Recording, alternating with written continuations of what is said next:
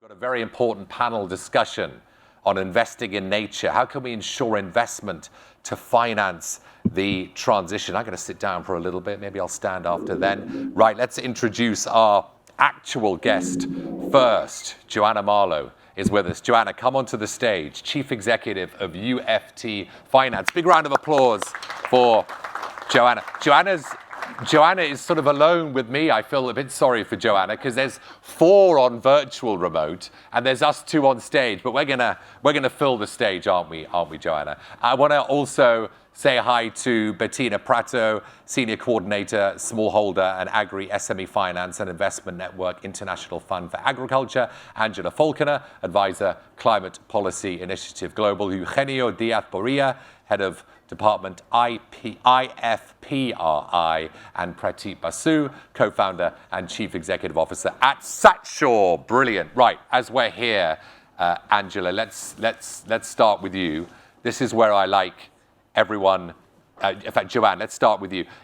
This is where I like everyone to lay out their stall, justify their existence. Why are you here at this forum? Why do we care? During COP26, as it comes to a close at this Agri-Food Transition Summit 2021, you've all got about 90 seconds, 2 minutes, just to lay out your stall, inspire us, let us know why you're here and why we care. Joanne, you take the stage. Well, first off, thank you so much. My name is Joanne Marlow, and I'm the president and founder of UFT Commercial Finance out of Chicago.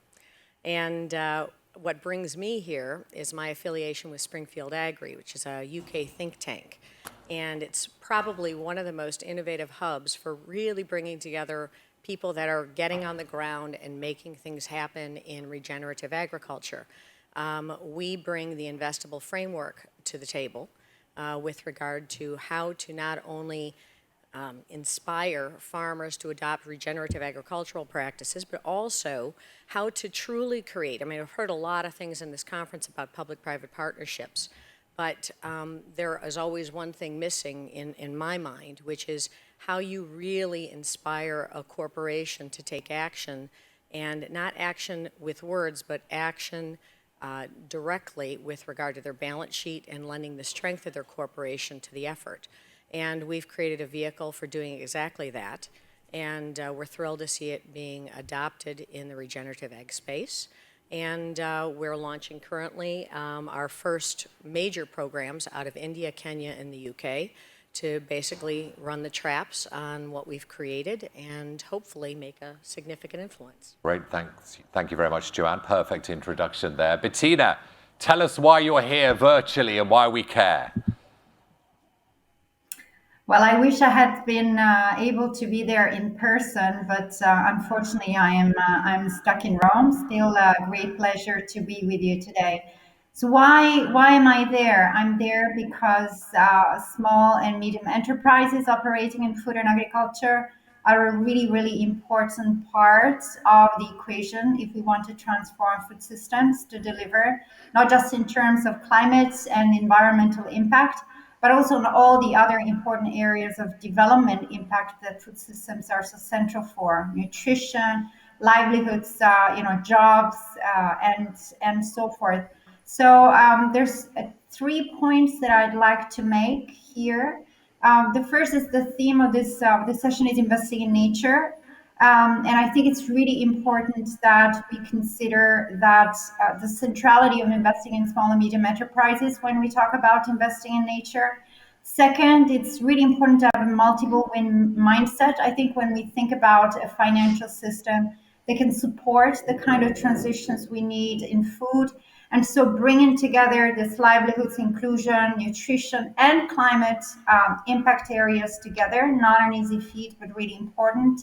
And related to that, the importance of aligning all of these earmarked strands of finance: nutrition finance, climate finance, green finance, SME finance. Not at all an easy proposition. At SAFIN, we have been trying to work on this agenda with an SME focus for the past 4 years. So really excited to be part of this conversation. Yeah, thank you. I'm looking forward to hearing, Bettina, what you've got to say on SMEs when addressing this agenda. Angela, Let's bring you in. Why are you here? Why do we care? Good afternoon. Well, I have a Glaswegian accent, but I'm dialing from Venice in Italy as well today. Really glad to be joining you. And I'm the Climate Policy Initiative, is an collaboration governments and financial institutions around the world in Brazil, Indonesia, across Africa, with we're looking to really understand the climate finance gaps and where to drive opportunities. We run the Climate Innovation Lab since 2014, which supports the identification and piloting of cutting edge climate finance instruments to really drive private investments. It's mobilized 2.6 billion US dollars into 55 instruments over the last 7 years or so. And I think agriculture is clearly an area where we really need to focus, where there's a lot of complexity. It is a multi-trillion-dollar industry globally, so the finance is out there. But our analysis shows that just 3% of total global climate finance tracked goes to agriculture, and less than 2% goes to small-scale farmers in developing nations. So I think really trying to find the where the key commercial opportunity is. I think it's really around avoiding costs associated with climate risk, strengthening the resilience of smallholders, but really ensuring that corporates and investors reduce their emission footprints substantially. And we see this really requires systemic change across value chains, from consumer behaviour through to off-taker practices, but also government policy and subsidy reform. And we think that climate finance solutions can help to stimulate this change, backed by both the public and private sector. So I'm So looking much forward to to discuss telling you policy. a I'm bit very more. excited. Thank you so much for that. Prateep, if I can bring you in. Hi. Why are you here? Hi everyone, my name is Prateep Basu and I'm the founder and CEO of a company called Satsha. And the reason I'm here is because the work that we are doing at Satsha, it is somewhere at the convergence of climate risk, finance, agri, and food.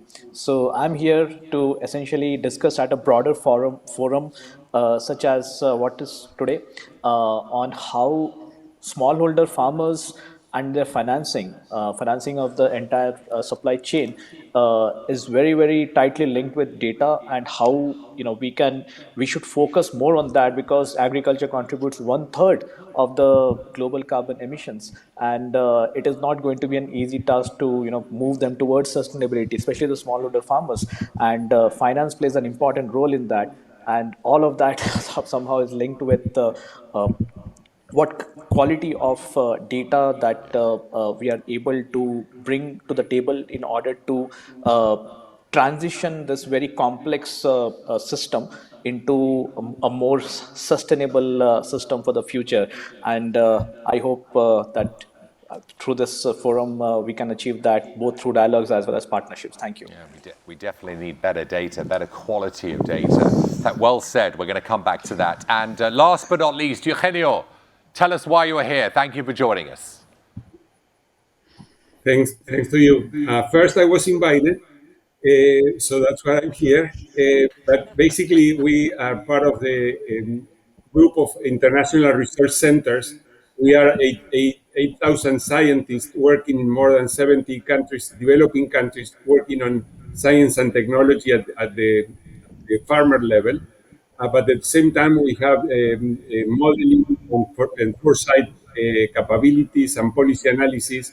So that's the whole package. In particular, I'm working on the global flows going into food systems and how global flows are shaping the objectives that we want. What do we want to do? What does it mean, the transformation on food systems? So we are looking at the different flows.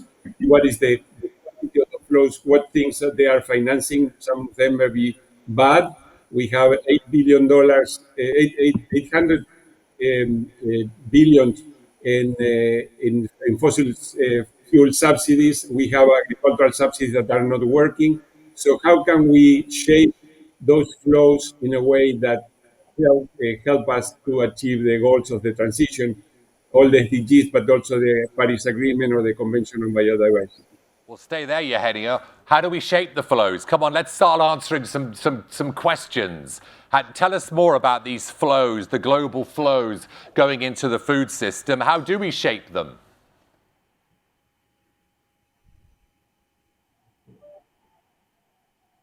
Oh, we've lost. People think about the bank and the financial system, but we at least we say follow the money. What are all the different flows that go into the food system? The first one is, of course, consumers' expenditures on food, $8 to $10 trillion. That's the income of all the operators in food system, from small farmers in Kenya or Honduras to Walmart.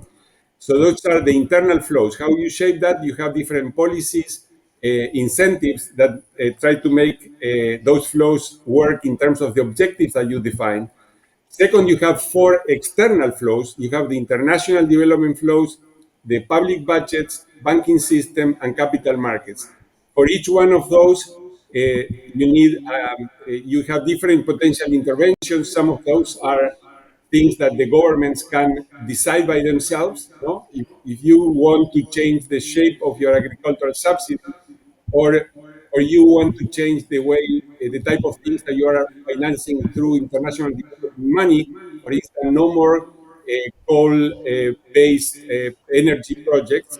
So those are decisions from governments. But then you have things that the banking system, the private sector in the banking system and in capital markets we are expecting them to do to get to the objectives of the SDGs or the Paris Agreement, and then you need to change the incentives and different policies, taxes, subsidies, regulations that need to be done. We finished a paper that's going to be published with Ruben Echeverria on how to shape all these flows. So I hope to have that out quickly. Brilliant. And by the way, please, panelists, ladies and gentlemen, if somebody else, if one of your fellow panelists is speaking and you want to comment on it, just put your hand up so I'll know that you want to butt in, because I want this to be a free-flowing conversation, not just me firing individual questions at you. So please do comment, interject on what each other's saying. It makes for a much dynamic panel. Joanne, let's start with you. What tools could be used then to incentivize farmers to plan for and make that shift to regenerative agricultural practices? Well, from our perspective, both at UFT and as well as Springfield Agri, we chose to focus on trade finance. I don't know how many of you guys in the audience are bankers or have experience in banking, but post-2008, there were a number of changes in the banking world, and trade finance was one of the areas of banking that suffered most. The regulatory and reserve capital treatment increased significantly for banks. As a result, many banks pulled out of the marketplace entirely and or started very seriously decreasing the volume of funds that they were putting towards trade finance.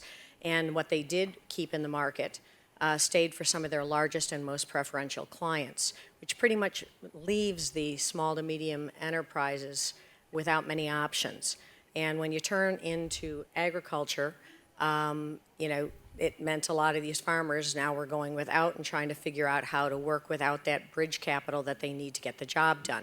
So from our perspective, we started there and said we saw a need in finance for farmers to have better and more ready access to trade finance, and as a result, we're specifically hand in hand with Springfield Agri creating a vehicle that allows for farmers to put forward a plan that's customized to their soil type, their geographic region, their crop type, that says, this is how I would propose to arrive at a specific results-driven, I don't want to say location, but a destination that says, I'm in and observing a trajectory that will get me to a healthier soil. And with that in mind, that plan is the precursor to qualification to obtain that trade finance. So we are utilizing, in the most fundamental sense, the fact that we have something the farmer needs, which is the access to the capital, And we're telling them, if you want the access, start thinking about a slightly different way to farm. Start on a slow path, start on an aggressive path, your choice, but over the next 3, 4, 5 years, Springfield Agri on the ground will be tracking those results, checking the carbon levels in the soil. We'll be applying new technology to know that it is going in the right direction. And once that happens, you have essentially validated that you are indeed observing right practices, and it doesn't have to be immediate. I mean, nature, there's nothing in nature that turns quickly. So we expect it to be incremental and gradual change, but that is what we're shooting for, and that is exactly how we're inspiring the farmers. And as we're to play. staying on trade finance, SMEs, let's stay on the role, Bettina, of SMEs, because clearly it's important to focus on SMEs when addressing this agenda. So what about the role of blended finance in supporting sustainable agri-SME inclusive transitions? Tell us about that. I will gladly tell you about that in a second, but if you allow me, I also want to just comment on something that Joanne just said, since you encouraged us to do that. I think she's pointed to something really vitally important by pointing to the importance of trade finance, and that is the fact that ultimately the incentives for sustainable transitions need to be linked to market demand. So these market linkages that you're sustaining through trade finance are really critically important to maintain an incentive, positive incentive for farmers to make the transition. And also very important is this investment in monitoring impact. You know, we put the onus of monitoring on SMEs, we're not going to get very far. You know, if you have larger actors with solid technical competencies that are able to step in for that, then you can travel much, much farther. Now, when it comes to blended finance in relation to SMEs, something that is really striking for me is that whenever you undertake a survey anywhere, virtually anywhere in the world, with small and medium enterprises in this sector, asking them, what is the main challenge you're facing to stay afloat, to grow your business, to innovate in your business model? Access to finance is the top challenge almost invariably. And this is particularly true for companies that may have innovated through grant funding, for example, but are not yet ready for commercial finance. They're at that growth stage that is so important to diversify the business models we have available in this sector, that deliver better on carbon, that deliver better on biodiversity, and so forth. And so there is a gap in terms of availability of commercial finance, that blending as a structuring mechanism to design financial transactions so that part of the risk is borne by concessional finance providers, technical assistance providers, etc., by actors that have higher risk tolerance than commercial actors, are able to sort of put together a deal that addresses the risk return expectations of commercial players. So in the SME space, risks are often high due to high transaction costs of reaching out to large numbers of small enterprises, sort of information asymmetries and so forth. But if we're looking at innovative business models that deliver better for the environment, for nutrition, for jobs, for gender inclusion, etc., there's this element of risk that is additional, that is about trying new things. So blended finance has a role in smoothing out this process of testing with a higher risk compared to foreseeable returns. It has a role to play in basically developing more and testing out more business models in the SME space that can really contribute more to the climate agenda and the development agenda, broadly speaking. It's not a panacea. It has a role in a broader toolbox, and we still need to learn a lot about what works in blended finance, what can be scaled in blended finance. We just recently published a report with Convergence specifically on this question of scale. But it's certainly an area of work where much more effort is required. Angela's nodding because I know that she has examples of blended finance mechanisms that she's encountered that that can help supply chain financing? Let it all out, Angela. Give us some examples. Yeah, I think really resonating with what the previous speakers have been mentioning. And Joanna, around the area of what we've been calling conditional lending within blended finance instruments that have been developed under the lab over the last few years. We've often seen that as a way to incentivize particular practices and use the sort of carrot of access to capital, but sort of integrating really strong monitoring on environmental climate smart practices as well. So under the lab this year, we've had several agriculture instruments developed that are being piloted and rolled out in Africa, Brazil, and India. In Africa, we've been working with the 1 Acre Fund this year to develop something called the Smallholder Resilience Fund, which works on providing access to capital for high value agricultural value chains and to SMEs. So this provides synchronized investments across the supply chain, aggregating smallholder production in particular, and then deploying capital through SMEs across the value chain, but also integrating technical assistance, and all to incentivize the rollout of climate smart practices and crops. So this, by providing across and along the supply chain, helping to reduce the risk of failure at any one point, and really enabling the scale from smallholder production.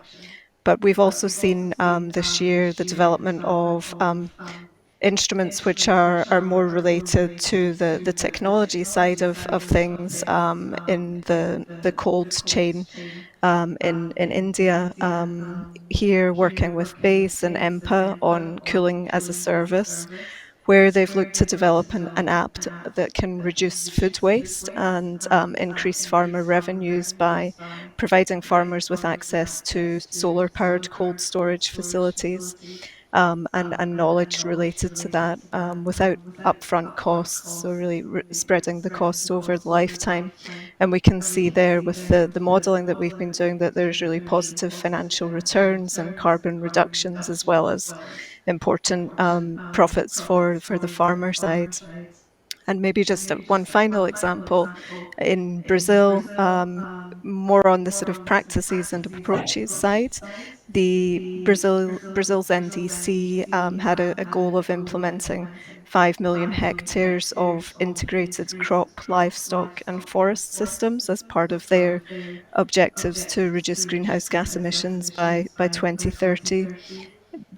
Under the lab, working with the Brazilian Institute for Development and Sustainability, we've been developing something called the Sustainable Agriculture Finance Facility, which provides different lines of credit related to particular climate smart agricultural and forestry practices, which can really help to roll out this particular practice, but also certify the impacts, monitor the impacts, and provide technical assistance as well alongside the financing. So I hope that gives some concrete examples.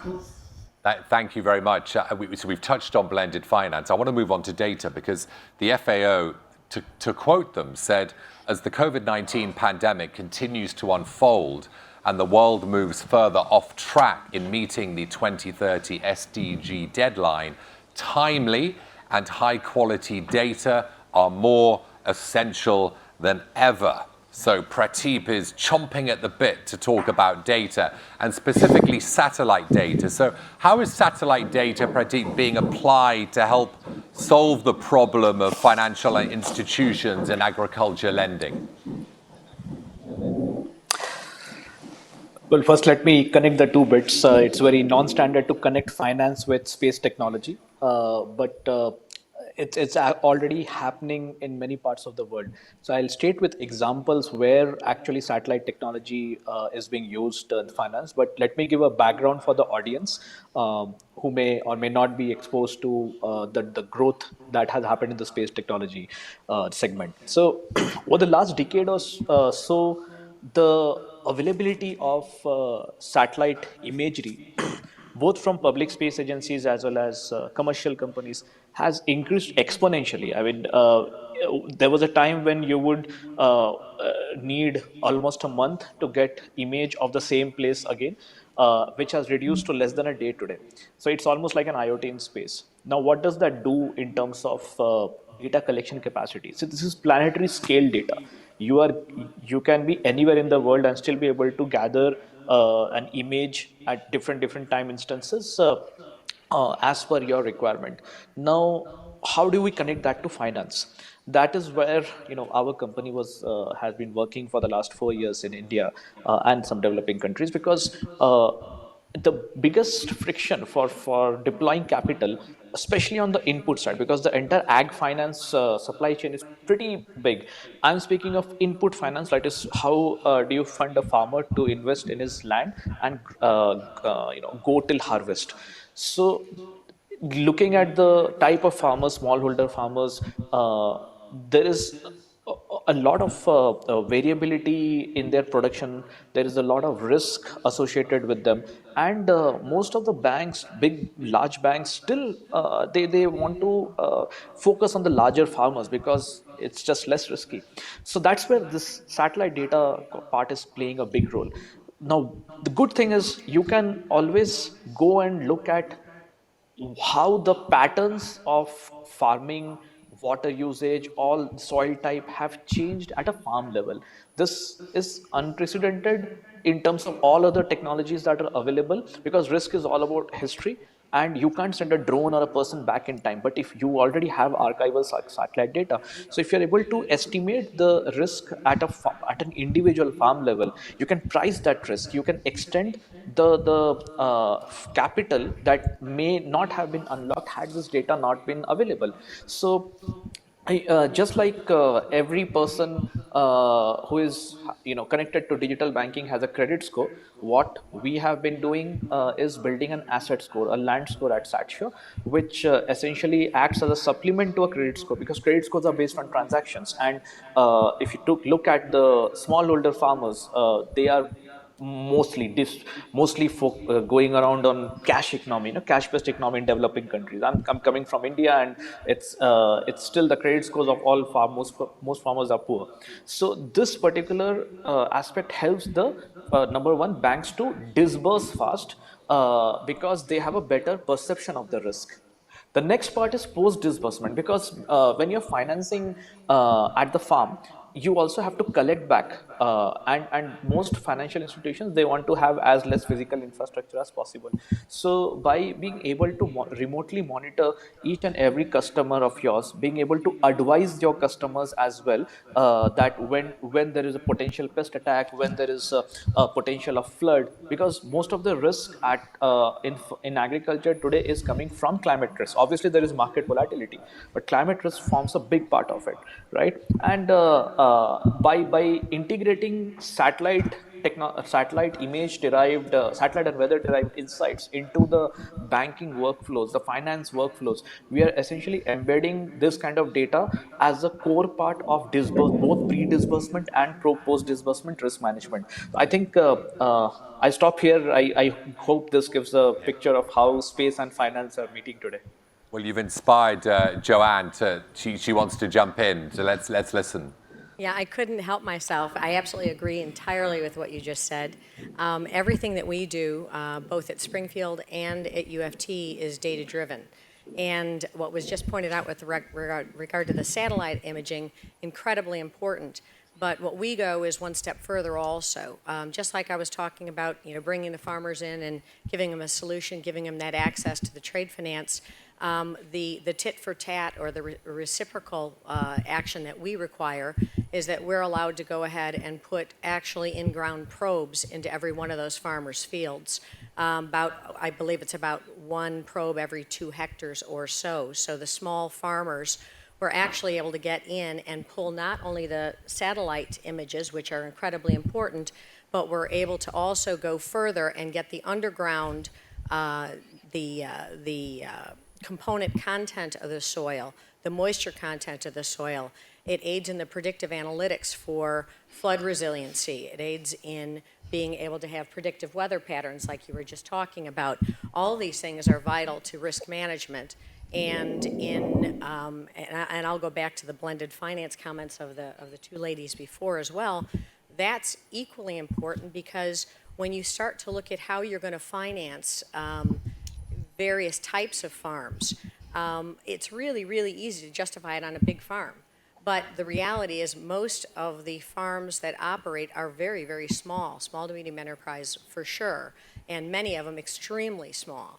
And with that in mind, our objective is to make sure that the communication is automated from that small farmer on up as a result of these probes and, again, the satellite imaging. But also, we're in a position where we can introduce 2 different types of finance depending on the size of the organization. One, if you'll pardon the expression, is micro trade finance. So you can get out there and drive it into the hands of the farmers in the form of debt and very manageable, inexpensive debt. And then you can also take one more step further when you have those micro farms coming together and aggregating. You can then bring them in on an aggregated basis through a more conventional trade finance model where you can introduce things like price risk management and pre and post trade settlements, things that a farmer, a small size farmer, they'd never have access to those sophisticated tools to help improve their position.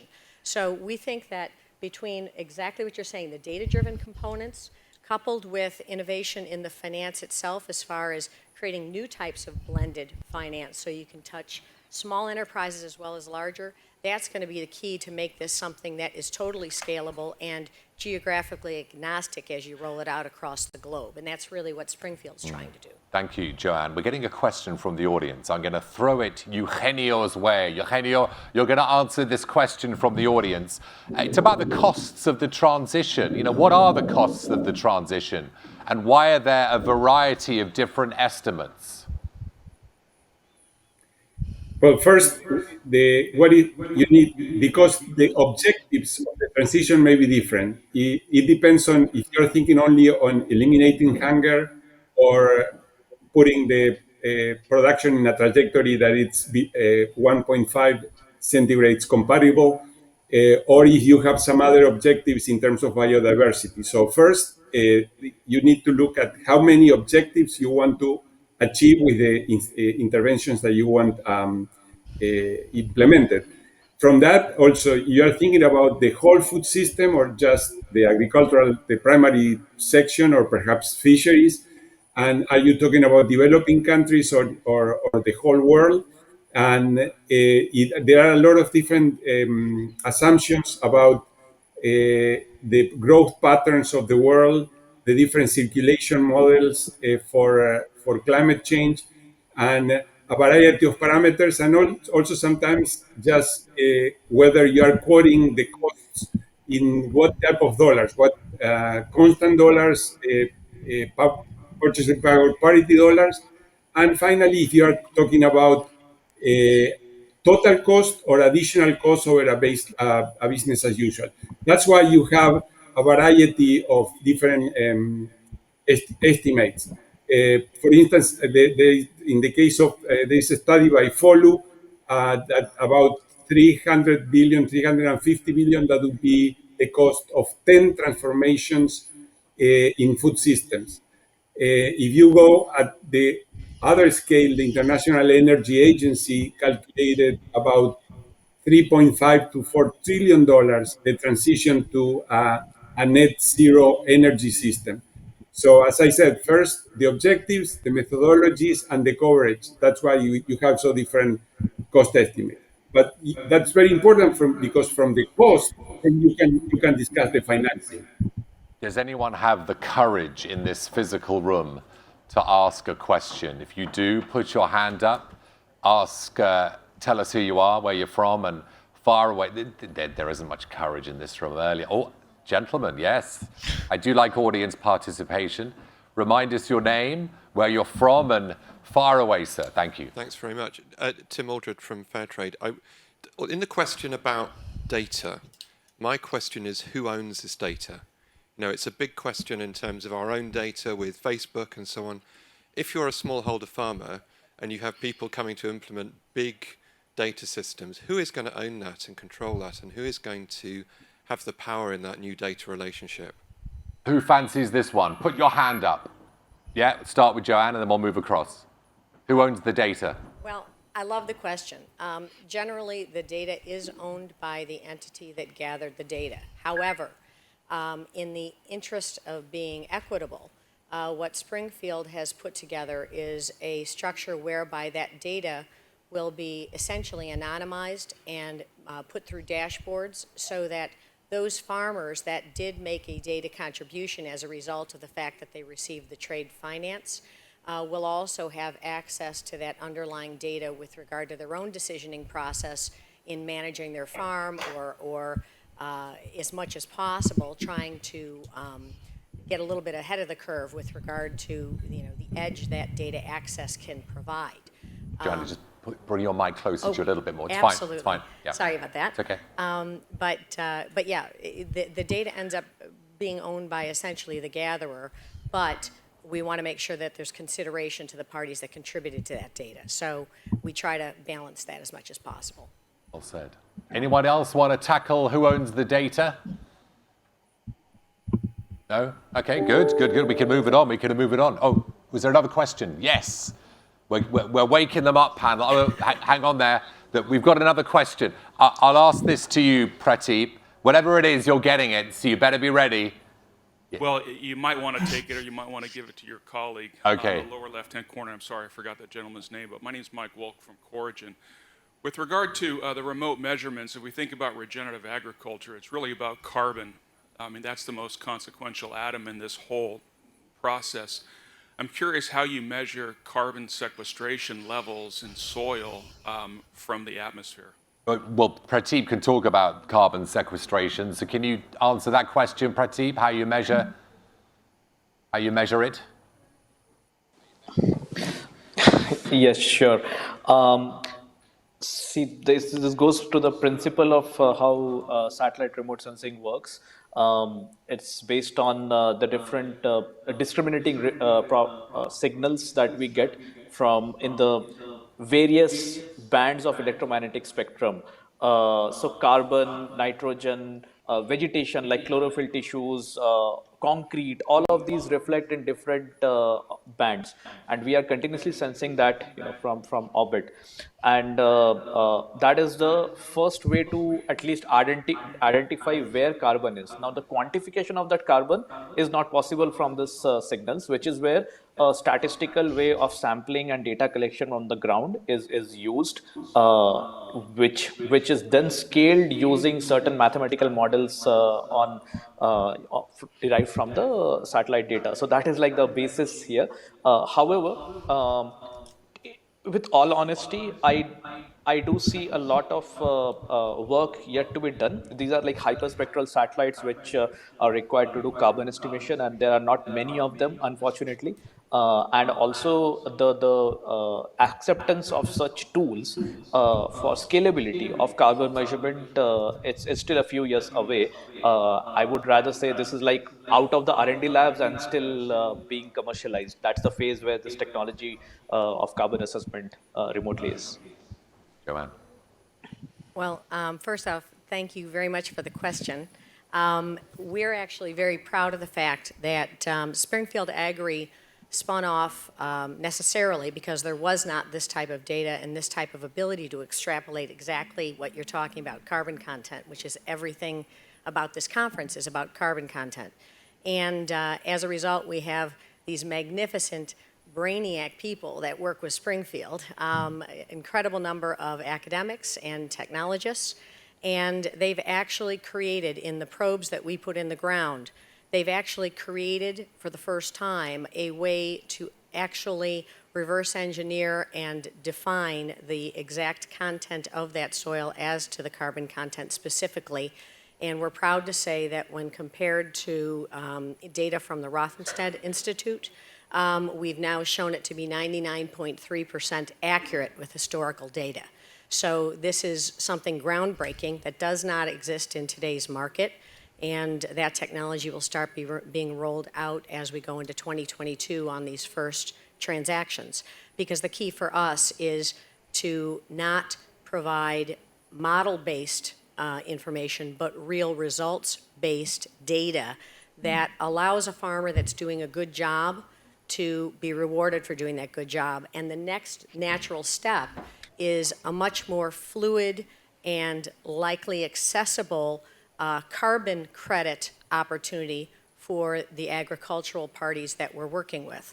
Because right now it's extremely difficult for a farmer, especially a small farmer, to have any way to access cost effectively the carbon credit marketplace. And when you have soil being one of the best possible means to sequester carbon, this is a group of people that should be actively rewarded in that market, and we believe we've developed the technology to allow them to do it. Thank you. We've got a gentleman at the back. Sir, say your name, where you're from, and fire away. You bet. Jeff Holt. I am from Texas. I am a small farmer, but here representing Laconic Industries out of Chicago. We do major infrastructure development. But my question more is centered for the small farmer. That's a tough market to reconvince to do things differently. As one of that group, we have a very conservative approach, and we have a whole system set up which provides to that conservative approach. Typical fertilizers, typical feeds, follow the farmer's almanac, education which says a certain thing. How do you break into that market and convince a guy like me to say, you should change? You know, why pay for electricity from coal burning or other things, and why not do solar on your farm in your barn, or do regenerative agriculture for your grass and your crops? That's a big change for a lot of folks that they're just frankly not accustomed to. How do we convince my neighbors, I'm convinced I'm here, but how do we convince the majority of folks that do small farming like me that there's a better way? It's got to, I think, come from education, but I haven't seen it yet. Angela, Bettina, do you want to come in here? Angela, do you want to come in? Yeah, sure. I think with all of the instruments that have been developed under the lab or small scale agricultural production, there's always a layer on technical assistance. And I think that does make it more costly and timely. There's the incentive angle as well, with many farmers having issues with access to finance. So this helps to sort of get the behavioral change shift. I think my concern is that there's just so much great sort of impact investment work going on in developing countries, in particular where we're working. But how do we scale and accelerate that? Because it's not nearly fast enough. Within the agricultural sector, the agricultural innovation that's being invented just now, I think, has been estimated by CGIAR to deliver about 40% of the mitigation that we need just for a 2 degrees target. So we really need to look at how we can get this moving more quickly by working with donor agencies, I think, in particular, and national subsidies as well to roll out more systemic programs. We've only got 2 minutes, so I'd love to give everyone a final opportunity to say their last word, to inspire us as we head to our lovely lunch, which we look forward to. And we're going to start with Bettina. So 30 seconds, Bettina. Inspire us, a big call to action. The world is listening. What do you want to tell us at the Agri-Food Summit 2021? So I'd like to tell you, don't get bogged down into the figures about the cost, how much the transition is going to cost. Focus on the opportunities, major opportunities to realize around a sustainable transition. I'll also pick up on this question. How do you convince the farmers? How do you convince the SMEs? By making it worthwhile. It needs to be a transition that makes economic sense for them. So focus on building the enabling market environment for the transition to make business sense. That would be my 30-second message. Well said, Eugenio. 30 seconds to inspire an audience. Farmers need technology, markets, and finance.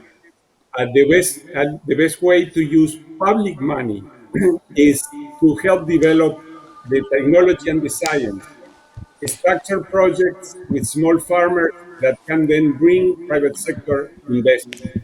That's what the CGR, IFPRI, my organization is part of the CGR, working on technologies with farmers, trying to make sure that they are aggregated in projects that are investable, but they have specifically the basic technology behind it.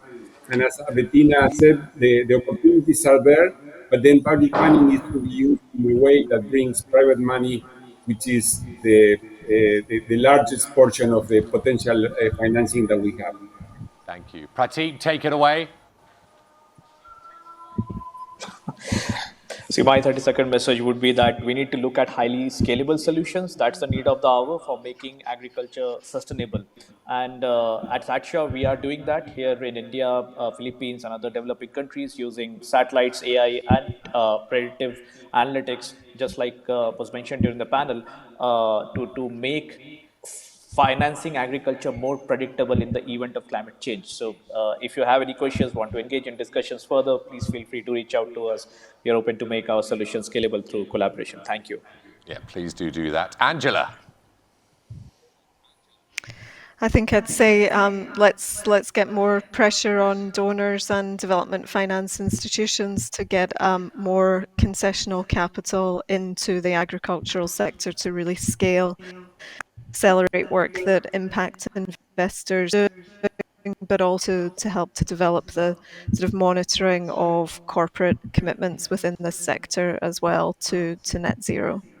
Joanne, no pressure. Thank you. Final words, 30 seconds as we head out to the break. Go. Well, I absolutely loved what was just said with regard to the involvement of corporates. That, again, is something I think is critical. Yeah. The whole point about monitoring is designed to provide real data to support corporate and private investors in knowing that they've actually done something, and again, are not just relying on models or we think we achieved our ESG objective, we think we helped. We want to provide real evidence so that they know they helped.